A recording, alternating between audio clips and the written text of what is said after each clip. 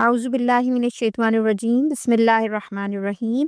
آج ہم 23ویں پارے کا آغاز کرتے ہیں اس دعا کے ساتھ، اللہم اہدنا الصراط المستقیم وما لی لا اعبد الذی فطرنی والیہ ترجعون اتخذ من دونہ آلہۃ ان یردن الرحمن بضر لا تغنی عنی شفاعتہم شیئا ولا ینقذون۔ آخر کیوں نہ میں اس ہستی کی بندگی کروں جس نے مجھے پیدا کیا ہے اور جس کی طرف تم سب کو پلٹ کر جانا ہے۔ کیا میں اسے چھوڑ کر دوسرے معبود بنا لوں؟ حالانکہ اگر اللہ خدائے رحمان مجھے کوئی نقصان پہنچانا چاہے تو نہ ان کی شفاعت میرے کسی کام آ سکتی ہے اور نہ وہ مجھے چھڑا ہی سکتے ہیں۔ سورہ یاسین جاری ہے 22ویں پارے سے، اور 22ویں پارے کے اختتام پر اللہ تعالیٰ ایک بستی کا ذکر فرماتا ہے جس میں اللہ نے ہدایت کے لیے 3 رسولوں کو بھیجا۔ رسولوں کی تمام تر کوششوں کے باوجود بستی والے انکار اور ہٹ دھرمی کی روش پر قائم رہے۔ پوری بستی میں صرف ایک اللہ کا بندہ رسولوں کی دعوت پر ایمان لایا اور اس نے اپنی قوم کے سامنے رسولوں کی سچائی کی تصدیق بھی کی اور وہ ان کی ہدایت کے لیے سرگرم ہو گیا۔ اس نے دلیل سے بھی بات کی اور اس نے حکمت سے بھی بات کر کے ان کو سمجھانے کی کوشش کی۔ خوبصورت حکیمانہ انداز اختیار کرتے ہوئے کہتا ہے کہ میں تو تمہارے رب پر ایمان لے آیا، تم بھی میری بات مان لو، کہ رسولوں کی سچی اور بے غرض دعوت کو قبول کر لو، مگر اس کی بات نہیں مانی جاتی یہاں تک کہ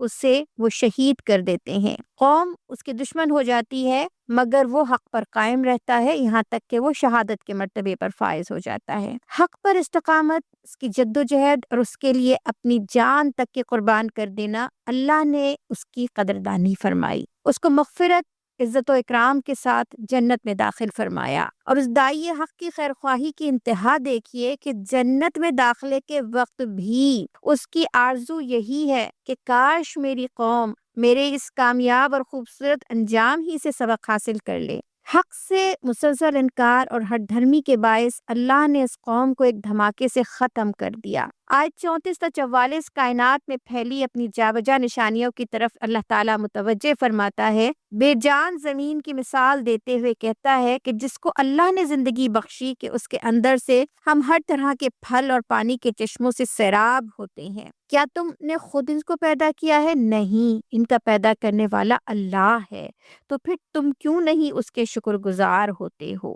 اور پھر اللہ تعالیٰ سورج اور چاند کی گردشیں مثال دیتا ہے ان کی کہ جس سے صبح و شام، ماہ و سال اور موسم تبدیل ہوتے ہیں۔ یہ سب کس کے اختیار میں ہے؟ صرف اللہ کے۔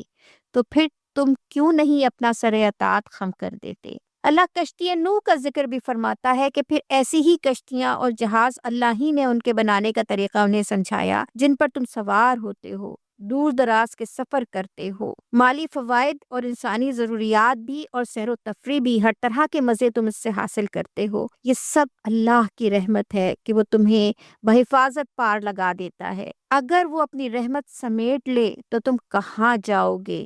پھر کیوں نہیں اللہ کے شکر گزار بنتے؟ کیوں نہیں اللہ کا تقوی اختیار کرتے؟ آگے کی آیات میں انکار کی روش اختیار کرنے والے منکرین حق اللہ کی آیات کو اگنور کرتے ہیں، بالکل توجہ نہیں دیتے، آخرت کو جھٹلاتے ہیں اور اللہ کی راہ میں خرچ نہیں کرتے۔ تیسرے رکوع میں جو کہ سورہ یاسین کا اہم ترین حصہ آتا ہے، جیسا کہ اللہ کے نبی صلی اللہ علیہ وسلم نے فرمایا، اپنے مردوں پر سورہ یاسین پڑھا کرو، یعنی حالت نزا میں، موت کے وقت یہ تذکیر کیوں کی جائے؟ تاکہ سننے والے کے سامنے پورا نقشہ آ جائے کہ اب میں اس دنیا سے کہاں جا رہا ہوں اور مجھے کن چیزوں سے سابقہ پیش آئے گا، اور سنانے والے کو بھی تذکیر ہو کہ جس طرح سامنے والا دنیا سے جا رہا ہے، مجھے بھی ایک دن اس دنیا سے جانا ہے، اور جہاں جا رہے ہیں وہاں کی ہمیشہ کی زندگی ہے، اور اس زندگی کی کامیابی کے لیے اس دنیا میں مجھے کس طرح سے زندگی گزارنی ہے۔ مگر اس سے کوئی نصیحت یا سبق یا ہدایت حاصل کرنے کے لیے اس کے معنی و مفہوم کا جاننا ضروری ہے، ورنہ صرف الفاظ کی تلاوت سے مقصد حاصل نہیں ہوگا۔ بالکل اسی طرح جیسے کہ ہم جانتے ہیں کہ سورہ کہف فتنہ دجال سے بچانے والی ہے، سورہ واقعہ رزق میں برکت دینے والی ہے، سورہ ملک قبر کے عذاب سے پناہ عطا کرنے والی ہے۔ ان فضائل کو ہم کیسے حاصل کر سکتے ہیں؟ جب تک اس کے ترجمہ اور تفسیر سے ہم آگاہی حاصل نہیں کرتے اور اس میں دی گئی ہدایت پر ہم عمل نہیں کرتے، اس وقت تک اس سے فیض یاب نہیں ہو سکتے۔ پھر اللہ تعالیٰ آگے کی آیات میں قیامت کا نقشہ کھینچتا ہے کہ سور پھونکا جائے گا، تمام انسان اپنے قبروں سے نکل کھڑے ہوں گے، حیران اور پریشان، کس نے ہمیں اٹھایا، ہم کہاں کھڑے ہیں؟ اور پھر سب اللہ کے حضور اپنی نیتوں، اپنے اعمال اور اپنے اثرات کے ساتھ حاضر ہو جائیں گے۔ انہیں یاد دلایا جائے گا کہ یہی وہ انصاف کا دن ہے جس دن کسی پر ظلم نہیں ہوگا، اور یہی وہ یوم الحساب ہے جس کی خبر انبیاء علیہ السلام دیتے رہے تھے۔ اس دن ایمان اور عمل صالح والے لوگ جنتوں میں ہوں گے، مزے کرنے میں مشغول ہوں گے، جنتوں کی نعمتوں سے فیضیاب ہو رہے ہوں گے، اور وہیں اللہ تعالیٰ مجرموں کو چھانٹ کر الگ کر دے گا اور پوچھا جائے گا کہ کیا میں نے تمہیں ہدایت کا، بندگی کا راستہ نہیں بتایا تھا؟ کیا تمہیں شیطان کی دشمنی سے آگاہ نہیں کیا تھا؟ پھر بھی انسانوں کی کثیر تعداد اس کے بہکاوے میں آ کر گمراہ ہو گئی۔ جواب کے لیے ان کے اعضاء کو، ہاتھوں اور پاؤں کو، جسم کی کھال کو زبان دے دی جائے گی کہ انسان نے ان سے کہاں اور کیا اور کیسے کام لیا تھا۔ آج انسان اپنی غلط کاریوں کو ڈیفینڈ کرنے کے لیے اپنی زبان سے لمبے لمبے دلائل دے سکتا ہے، بڑے بڑے وکلا کو بھاری پیمنٹس کر کے ہائر کر سکتا ہے، مگر اس روز منہ بند کر دیے جائیں گے، زبانیں گنگ ہو جائیں گی، تمام اعضاء سچ بولیں گے اور انسان بے بس، شرمندہ اور خوفزدہ ہوگا اپنے انجام کو سامنے دیکھ کر۔ اللہ رب کائنات نے ہمیں آج ہی بتا دیا قیامت کا یہ سارا حال، یہ سارا منظرنامہ۔ کاش ہم قرآن کو کھولیں، پڑھیں، سنیں، سمجھیں، تاکہ کل کی شرمندگی اور اس خوفناک انجام سے بچ سکیں۔ آگے کی آیات میں اللہ تعالیٰ توجہ دلاتا ہے ان نعمتوں کی طرف دن رات جن سے فیضیاب ہوتے ہیں، جن سے فائدہ اٹھاتے ہیں۔ اگر اللہ یہ بینائی کی نعمت ہم سے چھین لے تو ہم کیسے دیکھیں گے؟ کیسے کوئی کام کریں گے جو آنکھوں کے ذریعے ہم بڑے آرام سے کر رہے ہیں؟ اگر خدا نخواستہ فالج زدہ ہو جائیں تو ساری دنیا ہی ہمارے لیے سٹینڈ سٹل ہو جائے گی، ختم ہو جائے گی نا۔ لہٰذا قرآن کے ان حقائق کی روشنی میں اپنے ارد گرد کی دنیا پر نظر ڈالیں اور سوچیں کہ زندگی کی جو نعمت، جو مہلت اور سہولت آج ہمیں میسر ہے، پتہ نہیں کل باقی رہے گی بھی کہ نہیں رہے گی۔ اس کو غنیمت جانتے ہوئے اللہ کی بندگی کا راستہ، شکر کا راستہ اختیار کر لیں۔ پھر اللہ تعالیٰ متوجہ فرماتا ہے کہ لمبی عمر، اولڈ ایج میں انسان اپنی ساری عقل، صلاحیتیں، توانائیاں سب کھو دیتا ہے، اپنے بچپن کی طرف پلٹ جاتا ہے۔ ہم اپنے گھروں میں دیکھتے ہیں کہ ہمارے دادا دادی، نانا نانی یا ہمارے بزرگ والدین جو بڑے عقل مند تھے اپنے وقت میں اور بڑے دانا سمجھے جاتے تھے اور بڑے فیصلے کرنے والے اور بڑے کام کرنے والے، بڑے ہنر مند لوگ، سب کچھ بھول جاتے ہیں، اپنا نام تک بھول جاتے ہیں۔ یہ بہت بڑی حقیقت ہے۔ تو اس کے آنے سے پہلے اپنی صلاحیتوں، توانائیوں اور وقت کو صحیح جگہ اللہ کی رضا کے مطابق استعمال کریں جب تک یہ نعمتیں ہمیں میسر ہیں۔ پھر اس کے آگے اللہ تعالیٰ انسان کو اس کی حقیقت یاد دلاتا ہے کہ اس کا آغاز کتنی حقیر حالت سے ہوا، پھر اللہ نے اسے مکمل انسان کی حیثیت سے پیدا کیا، پھر اس کو تندرست و توانا کیا۔ یہ کیسا احسان فراموش ہے کہ اسی رب کے خلاف کھڑا ہو گیا، اپنی زندگی کو اس کی احسان مندی اور شکر گزاری کے بجائے اس کی دشمنی میں متحرک ہو کر گزارتا ہے، اپنی پیدائش کو بھول کر سوال کرتا ہے کہ کون ان ہڈیوں کو دوبارہ زندہ کرے گا۔ بے شک اللہ ہی اس کی قدرت رکھتا ہے، جو تمہیں عدم سے وجود میں لاتا ہے وہی تم کو دوبارہ زندہ کرے گا۔ اللہ کے قادر مطلق ہونے کی انتہا اس کے کن کا اشارہ ہی بڑے سے بڑے کام کے لیے کافی ہوتا ہے۔ سورہ یاسین کا سبق سمجھنے کی بات یہ ہے کہ اللہ ہی ہمارا رب ہے، اللہ ہی پوری کائنات کا رب ہے، ہمارا پیدا کرنے والا۔ ساری نعمتیں اسی کی عطا ہیں، سارا اختیار اسی کا ہے، پلٹنا اسی کی طرف ہے، اسی کو حساب دینا ہے، جزا اور سزا، جنت و دوزخ اسی کے اختیار میں ہے۔ کل ہمارے بزرگ، پھر ہمارے والدین، پھر دوست اور ساتھی، اور پھر ہمیں بھی اسی طرف واپس پلٹ جانا ہے، دنیا سے رخصت ہو جانا ہے، اللہ کے حضور حاضر ہو جانا ہے۔ لہٰذا آج ہی سے اس واپسی کی، اس حاضری کی تیاری شروع کر دیں، اور کامیابی کا سلیبس یہی قرآن اور سنت رسول اللہ صلی اللہ علیہ وسلم ہے۔ اللہ تعالی ہمیں توفیق عطا فرمائے۔ بسم اللہ الرحمن الرحیم۔ سورہ صافات کا آغاز کرتے ہیں۔ سورہ صافات مکی ہے، اور جب نبی کریم صلی اللہ علیہ وسلم کو انتہائی دل شکن حالات کا سامنا تھا، اس میں کفار مکہ کو نہایت پرزور طریقے سے اللہ تعالیٰ تنبیہ فرماتا ہے اور خبردار کرتا ہے کہ عنقریب یہی پیغمبر علیہ السلام جن کا تم مذاق اڑا رہے ہو تم پر غالب آ جائیں گے، اور اللہ کا لشکر تمہارے صحن میں اترے گا۔ آغاز آیت نمبر 1 تا 17 کائنات کا نظام چلانے والے فرشتوں کی صفات اور زمین اور آسمان کے مالک رب کی قسم کھا کر کہا گیا ہے کہ تمہارا معبود ایک ہی ہے۔ پھر سوال کیا گیا ہے کہ تمہاری پیدائش مشکل ہے یا ان چیزوں کی جس کا یہ مذاق اڑاتے ہیں۔ پھر آیت 18 تا 39 اللہ تعالیٰ بتاتا ہے کہ کس طرح اللہ تعالیٰ ظالموں کو اور ان کے جھوٹے معبودوں کو گھیر کر لے آئے گا۔ آخرت کا منظر جس میں ظالموں اور ان کے ساتھیوں اور ان کے جھوٹے معبودوں کو گھیر لیا جائے گا، اور ان کی آپس کی لڑائیاں اور گمراہ کیے جانے پر ایک دوسرے کے الزامات، اور پھر اللہ کہتا ہے ان سب کو دوہرا عذاب دیا جائے گا، ایک عذاب گمراہ ہونے کا، دوسرا عذاب گمراہ کرنے کا۔ آیت 40 تا 74 اللہ تعالیٰ بتاتا ہے کہ اس عذاب عظیم سے کون لوگ بچا لیے جائیں گے؟ جو اللہ کے خالص بندے ہیں، یعنی وہ بندے جو اپنی ساری زندگی کی سرگرمیاں اللہ کی رضا کے لیے وقف کر دیتے ہیں، جو اللہ کے لیے ساری زندگی کی دوڑ دھوپ وقف کر دیتے ہیں، ان کا بہترین صلہ انہیں وہاں دیا جائے گا۔ وہ بہترین نعمتیں جن کی آرزو انسان کرتا ہے، جنت، عزت و اکرام، لذیذ کھانے اور پینے کی چیزیں، آرام اور آسائش، تختوں پر تکیے لگائے آمنے سامنے بیٹھے ہوں گے۔ جنت کا نقشہ اللہ تعالیٰ کھینچتا ہے جو اس نے اپنے مخلص بندوں کے لیے تیار کی ہے۔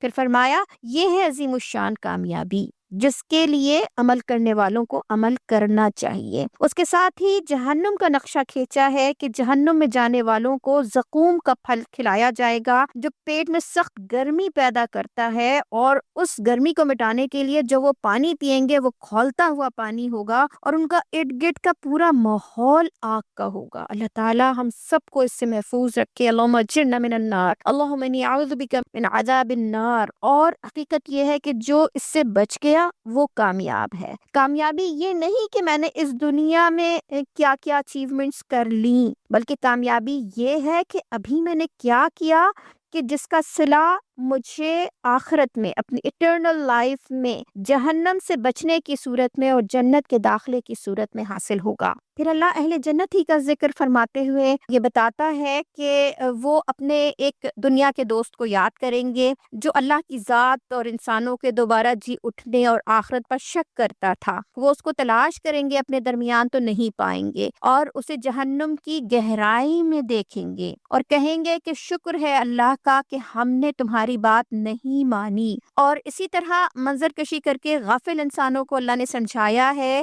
کہ گمراہ دوستوں اور باپ دادا کی پیروی کے بجائے صحبت صالح اختیار کریں۔ صحیح اور غلط کا کرائٹیریا کوئی عزیز رشتہ دار، دوست یا احباب نہیں ہے، بلکہ قرآن اور سنت رسول اللہ صلی اللہ علیہ وسلم ہے۔ پھر اللہ تعالیٰ کامیاب لوگوں کا ذکر کرتے ہوئے 7 انبیاء علیہ السلام کا ذکر فرماتا ہے۔ حضرت نوح علیہ السلام، حضرت ابراہیم علیہ السلام، حضرت موسیٰ علیہ السلام، حضرت ہارون علیہ السلام، حضرت الیاس علیہ السلام، اور حضرت لوط علیہ السلام، حضرت یونس علیہ السلام۔ ان کے حالات بیان کرنے کے بعد جو سبق ہمیں دیتا ہے اللہ، وہ یہ کہ اللہ اپنے راستے پر چلنے والوں اور اس راستے کی طرف بلانے والوں کو تنہا نہیں چھوڑتا۔ آزمائش آتی ہے بے شک، مگر اللہ ساتھ کھڑا ہوتا ہے، ان کی پکار سنتا ہے، ان کی مدد کرتا ہے، اور یہ رہتے دنیا تک تمام اہل ایمان کے لیے اللہ کی طرف سے ایک پیغام ہے تسلی کا۔ اور تمام قصوں کے آخر میں 3 چیزیں اللہ نے فرمائی ہیں۔ سب سے پہلی بات یہ کہ بعد کی نسلوں میں ان کا ذکر چھوڑا،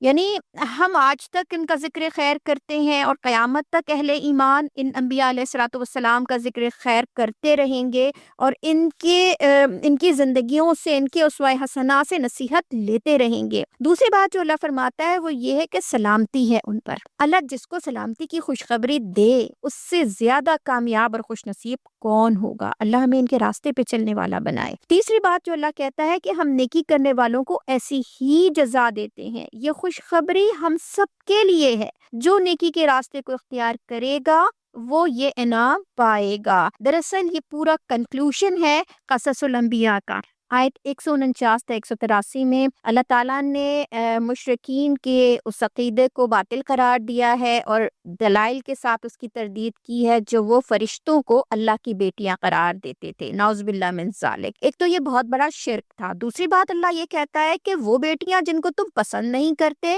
جن کو تم زندہ دفن کر دیتے ہو، جن کو تم اپنے لیے آر سمجھتے ہو، اپنے لیے بیٹوں کو پسند کرتے ہو اور اللہ کے لیے تم نے بیٹیوں کو پسند کیا۔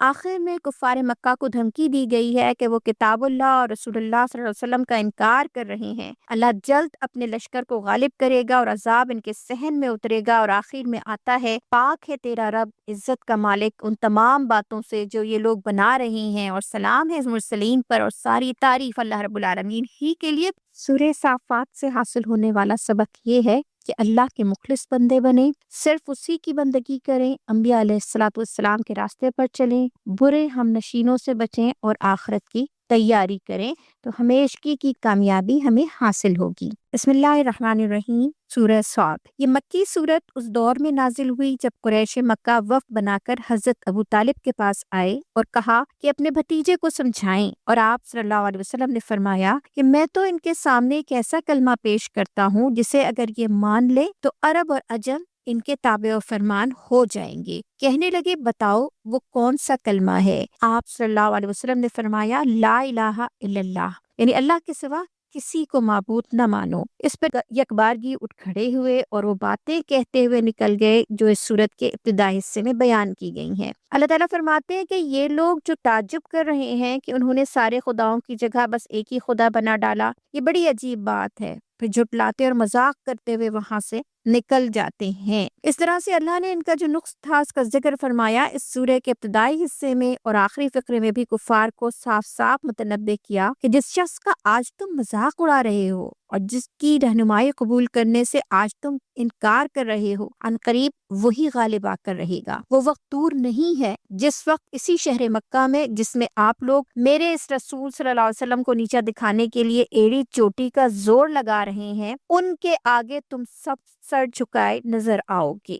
اللہ نے قرآن کی قسم کھا کر بتایا کہ کفار کی سرکشی کے اسباب کیا ہیں۔ پہلی بات ان کا تکبر، ضد اور ہٹ دھرمی۔ دوسری چیز ان کا یہ اعتراض کہ نبی اکرم صلی اللہ علیہ وسلم ان کے درمیان ہی سے کیوں آئے، یعنی نبی ان کے درمیان سے کیوں اٹھایا گیا، اور اگر کہیں باہر سے آتا تو بھی ان کو اعتراض ہوتا۔ تیسری چیز اللہ فرماتا ہے کہ یہ اصل میں آپ صلی اللہ علیہ وسلم کا انکار نہیں کر رہے بلکہ یہ میرے ذکر پر شک کر رہے ہیں اور میرا انکار کر رہے ہیں۔ اور پھر اللہ تنبیہ کرتا ہے کہ پچھلی قوموں کی طرح اگر اللہ نے تم پر عذاب کا کوڑا برسایا تو تمہارا سارا تکبر، شیخی اور جاہلانہ نخوت جو ہے وہ ہوا ہو جائے گی، خاک میں مل جائے گی۔ اس کے بعد درمیان میں پے در پے 9 انبیاء علیہ الصلوۃ والسلام کا ذکر آتا ہے۔ حضرت داؤد علیہ السلام اور حضرت سلیمان علیہ السلام کا ذکر قدر تفصیل سے ہے۔ داؤد علیہ السلام کو خلیفہ بنایا، بڑی قوتیں دیں، پہاڑ مسخر کیے، وہ رجوع اللہ کرنے والے تھے، پرندے بھی ان کے ساتھ تسبیح کرتے تھے، حکم دیا کہ خلافت عدل کے ساتھ کریں اور اپنی خواہش نفس کی پیروی نہ کریں۔ سلیمان علیہ السلام کو بھی آزمایا گیا، انہوں نے بھی استغفار کیا، انہوں نے دعا کی مجھے ایسی بادشاہی عطا فرمائیے جو میرے بعد کسی اور کو نہ دی جائے، تو اللہ نے ان کے لیے ہوا، جنات، پرندے، ہر چیز مسخر کر دی۔ حضرت ایوب علیہ السلام کی آزمائش ان کو بیماری اور اہل خانہ کا ساتھ چھوڑ دینے کے ذریعے کی گئی، اور ان کے صبر اور ان کی آزمائش میں پورے اترنے کی اللہ نے مثال دی اور ان کے صبر کو مثالی بنا دیا، اور ان کو دیے جانے والے انعامات کا تذکرہ، دیگر انبیاء علیہ الصلوۃ والسلام کا تذکرہ کہ سب برگزیدہ تھے اور آخرت کی فکر کرنے والے تھے اور اللہ ہی سے رجوع کرنے والے تھے، اور ایسے ہی لوگ اللہ کو پسند ہے۔ اس کے بعد سرکش لوگوں کا انجام بتایا ہے، اور اس سلسلے میں 2 باتیں بتائی گئی ہیں کہ آج جن سرداروں اور پیشواؤں کے پیچھے تم لوگ جا رہے ہو، یعنی اہل قریش سے مخاطب ہو کے کہا گیا ہے، کل وہی سردار، وہی لیڈرز تمہارے جہنم میں اپنے پیروکاروں سے پہلے پہنچے ہوئے ہوں گے، اور دونوں ایک دوسرے کو برا بھلا کہہ رہے ہوں گے۔ ہم قرآن پاک میں اس کو تسلسل سے پڑھتے ہوئے چلے آ رہے ہیں کہ انسان جن کی پیروی کرے، جن کو اپنا لیڈر بنائے، جن کو اپنا رہنما سمجھے، آنکھیں کھول کے ان کے اس پیغام کو، ان کے اخلاق کو، ان کے کردار کو، ان کی ساری چیزوں کو پرکھے، اور اگر وہ آنکھ بند کر کے اسی طرح سے پیروی کرے گا تو پھر جہاں وہ لیڈرز جائیں گے ان کا انجام بھی ویسا ہی ہوگا۔ اور ہمیں بھی آج یہ دیکھنے کی ضرورت ہے کہ ہم کس کی پیروی کر رہے ہیں، ہم کس کے پیچھے چل رہے ہیں۔ آج امت مسلمہ کی تباہی کا بڑا سبب جو ہے وہ گمراہ کن لیڈرشپ ہے۔ دوسرا یہ کہ جن اہل ایمان کو یہ لوگ ذلیل و خوار سمجھ رہے ہیں، یعنی قریش مکہ اپنے سے کمتر سمجھ رہے ہیں کہ کمزور لوگ پیارے نبی صلی اللہ علیہ وسلم پر ایمان لا رہے تھے، تو اللہ کہتا ہے کل یہ آنکھیں پھاڑ پھاڑ کر حیرت سے دیکھیں گے کہ جہنم میں ان کا کہیں کوئی نام و نشان نہیں ہے۔ یہ کہاں گئے؟ وہ تو اہل جنت تھے، وہ تو جنت کے لیے اللہ نے چن لیے تھے۔ پھر اللہ تعالیٰ جو ہے وہ قصے آدم علیہ السلام و ابلیس کا ذکر فرماتا ہے۔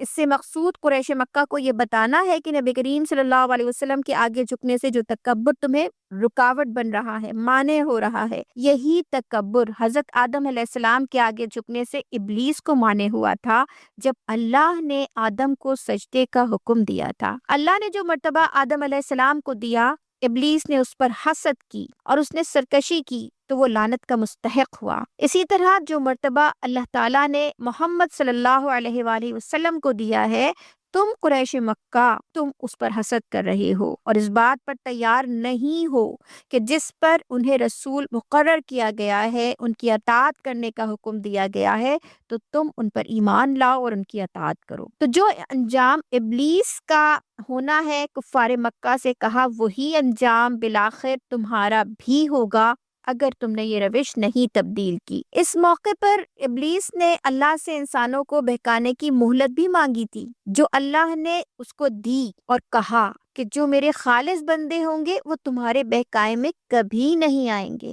اللہ کا کیسا مان ہے نا اپنے بندوں پر، اور اللہ ان کو خالص بتاتا ہے جو شیطان کی پیروی نہیں کرتے کسی بھی حال میں، اور ہر حال میں اپنے رب ہی کو یاد کرتے ہیں۔ آخر میں بتایا گیا کہ یہ کتاب تو تمام جہان والوں کے لیے نصیحت ہے۔ سورہ صاد کا پیغام یہ ہے کہ اللہ کی کتاب کی طرف رجوع کریں، اس کو سمجھیں اور اپنے آپ کو اللہ کی اطاعت کے لیے خالص کر لیں۔ بسم اللہ الرحمن الرحیم۔ سورہ زمر یہ بھی مکی صورت ہے، انتہائی مؤثر خطبے کی شکل میں ہے، جو ہجرت حبشہ سے کچھ پہلے نازل ہوا۔ یہ ان صورتوں میں سے ایک صورت ہے جسے آپ صلی اللہ علیہ وسلم رات کو سونے سے پہلے تلاوت فرمایا کرتے تھے۔ اس صورت میں توحید کا زبردست بیان ہے۔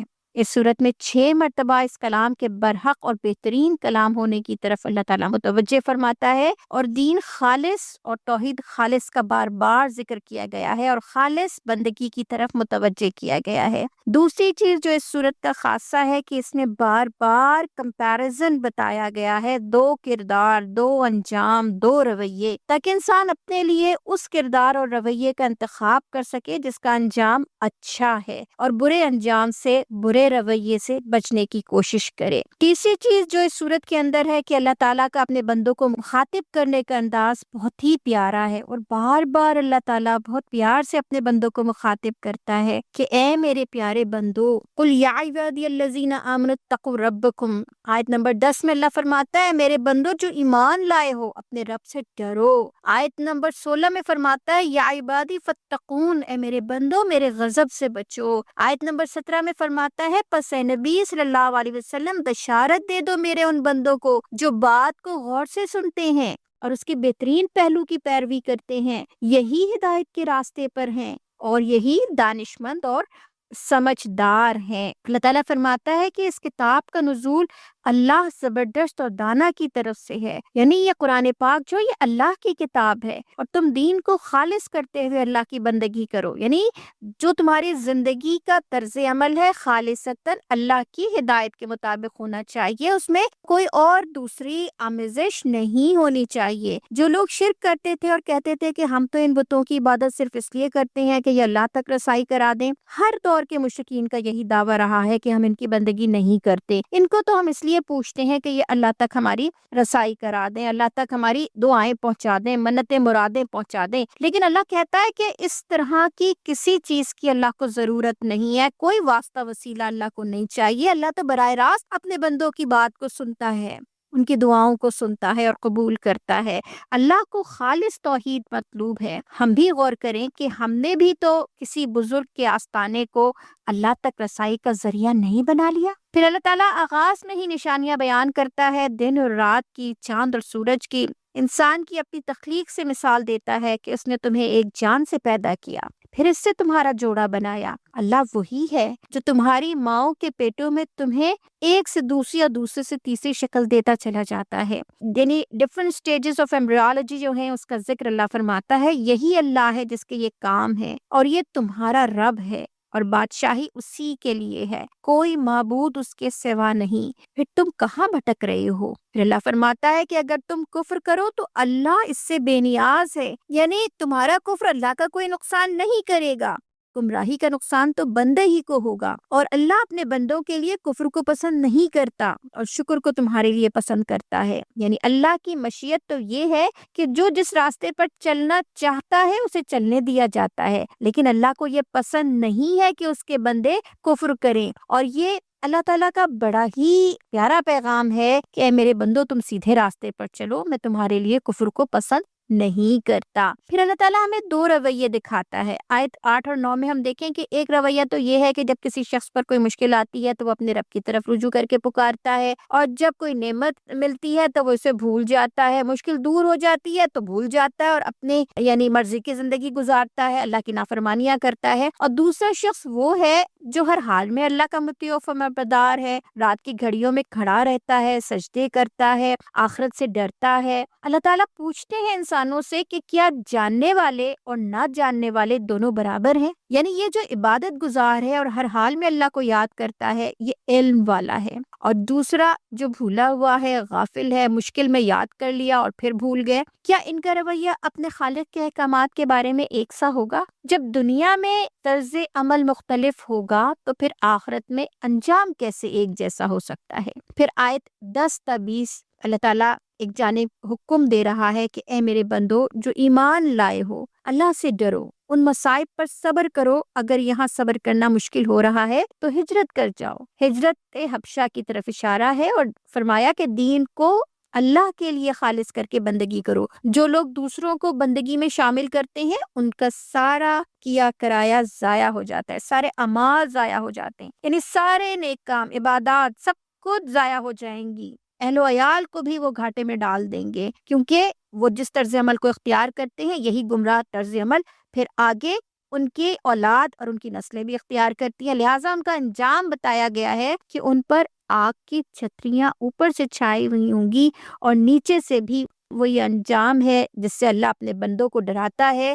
کہ پس اے میرے بندوں میرے غضب سے بچو، اللہ مغفرنا اللہ مغفرنا اللہ مغفرنا اللہ مجرنا من النار۔ اور وہ بندے جو ہدایت کے راستے پر چلنے والے ہیں، جو اللہ سے ڈرنے والے ہیں، اللہ ان کے لیے جنہیں انعامات کا ذکر کرتا ہے کہ ان کے لیے جنتوں میں بلند عمارتیں ہیں جن کے نیچے نہریں بہتی ہوں گی، اور نافرمانوں کے لیے سخت عذاب ہے۔ اگلی آیات میں توحید اور آخرت کے دلائل دیے ہیں اور کہا ہے کہ ان سے سبق عقل والے ہی حاصل کرتے ہیں۔ اب دعوت غور و فکر اللہ تعالیٰ دیتا ہے ان آیات میں کہ کیا وہ شخص جس کا سینہ اللہ نے اسلام کے لیے کھول دیا ہے اور وہ یکسوئی کے ساتھ اللہ کے راستے پر، روشنی کے راستے پر چل رہا ہے، اس شخص کی طرح ہو سکتا ہے جس نے اللہ کی باتوں سے، اس ہدایت سے، اس قرآن سے کوئی سبق حاصل نہ کیا ہو؟ پھر اللہ کہتا ہے تباہی ہے ان لوگوں کے لیے جن کے دل اللہ کی نصیحت سے اور زیادہ سخت ہو گئے اور وہ کھلی گمراہی میں پڑے ہوئے ہیں۔ یعنی جب ان کو نصیحت کی جاتی ہے تو وہ بیزاری کا اظہار کرتے ہیں، وہ سننا نہیں چاہتے،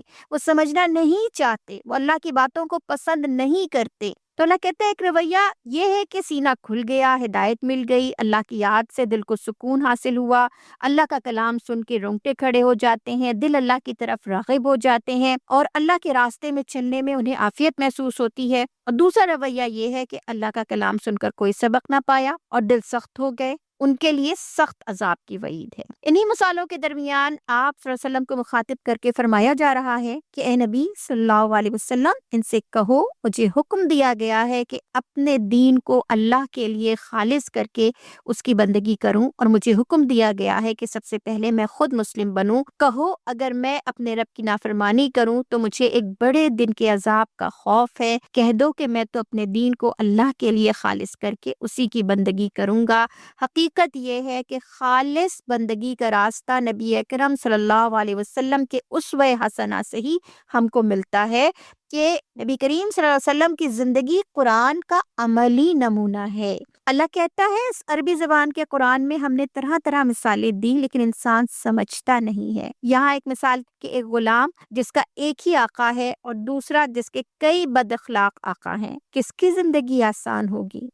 ایسے ہی جیسے اللہ کی فرمانبرداری آسان ہے، اور بہت سے آقاؤں میں انسان کا نفس، برادری، مفادات، لیڈرز، یہ دنیا، اس کی زندگی ایک تصادم کا شکار رہتی ہے، ایک کھینچا کھانچی کا شکار رہتی ہے۔ اسی طرح کسی ملک کا، کسی ریاست کا پورا نظام اگر اللہ کے دین پر قائم ہو جائے، توحید پر قائم ہو جائے، تو مادی اور روحانی ترقی کے تمام دروازے کھلتے جائیں گے اور وہ خیر و برکت حاصل ہوگی، کیونکہ ایک اللہ جو حقیقی رب ہے اس کے احکامات ہی کو فالو کرنا ہوگا، اور 10 خود ساختہ آقاؤں کی چوکھٹ پر سرریزی نہیں کرنی ہوگی جن کی اپنے اغراض و مفادات ہیں۔